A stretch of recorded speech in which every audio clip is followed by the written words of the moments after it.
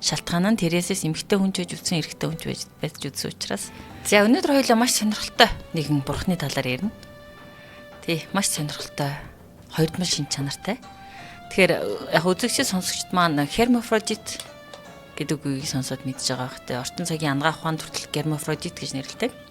За тэгэхээр энэ hermaphrodite гэдэг нэр тодорхойлолт маань хаанаас гаралтай юм гэдэг талаар тэгээд түүний яагаад ийм онцлог шин чанартай болсон талаар домгийг хуваалцсанаа. За өнөөдрийн гол баатар нь маань hermaphrodite буюу грекээр нэр нь бол hermaphroditus юм байна. За hermaphroditus бол эрэгтэй эмэгтэй хүний шинжийг хоёулангийн агуулсан тодруулан хэлбэл хос үстэй бурхан юм байна. За эртний грекийн болон бусад улс орны иргэншлүүд соёлоодын домог зүү ахуй ерөн түүхэнд олон үстэй одоо хүнийтэй айлын шинжийг нь агуулсан бурхад маш их байдаг, олон байдаг. Тэгээ эртний грекийн домог зүүн хөлбөр нь бол hermaphroditus. Гэхдээ тэр грекийн домогт цорын ганц бас хос үстэй бурхан биш. Aphrodite гэж байгаа нэлээд хос үстэй бурхтууд байдаг. Үзэгчд маань санаж байгаа бол бид нөр Египийн домгийг ярихтай байлгүй хосхор зүнчийн талаар ярьж ирсэн. Тэр маань ч гэсэн янз янзын хүүстэй болж байгаа байсан тий. 7 удаа хүүсэн салхицсан тэр. Тийм тэгээд бас санаж байгаа бол нөгөө Тересэс дээр тэнгэр ирсэг ирших Зевс өөрийн хатан яриад байгаа очоод маргаанаа шийдвэрлэхээр очдөг.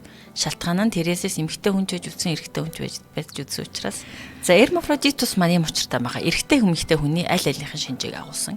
Тэр нь гадаад үзмж гоо сайхан талтай байж болно. Мөн бие физиологийн онцлог талаараа эр им хос бэлэг хэрэгтэнтэй ч байж болно. Тийм тэгээд ортон цагийн ангаах ухаанд бол одоо бидний хэлсэн хэсэг манин гэдгийг hermaphrodite гэж нэрлэдэг. Hermaphroditus тэр нь өөрөө грекийн домог зүүн hermaphroditus домгийн одоо бурхны маань нэр юм байгаа. За тэгэхээр бид нар бас нөгөө hermaphrodite-ийг мөн андроген одоо англи хэлээр бол androgyny гэж нэрлэдэг байдаг те. Тэр нь бол илүү нөгөө гадаад үзмж гоо сайхан эстетик талдаа эрэгтэй эмэгтэй хүний аль альныхын шинжийг агуулсан байдлыг дүрсэлдэг. Тэгээд hermaphroditus-ыг маань ч гэсэн hermaphroditus-ыг маань андроген гэж хэлэх нь бас маш түгээмэл байдаг. Бидний грект бол сар болгоны 4 дахь өдрийг хорим хийхэд хамгийн тохиромжтой өдөр гэж үздэг байсан юм байна л да. Тэр өдөр хорим найраа хийдэг.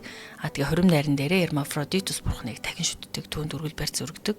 Тэгээ hermaphroditus-ыг гэр бүлийн ариун галголомд эрэгтэй эмэгтэй хоёр хүний нэгдэл тэгээд бэрүүд сүт бүсгүүчүүдийг ивэж хайрладаг гэж итгэдэг байсан юм байна.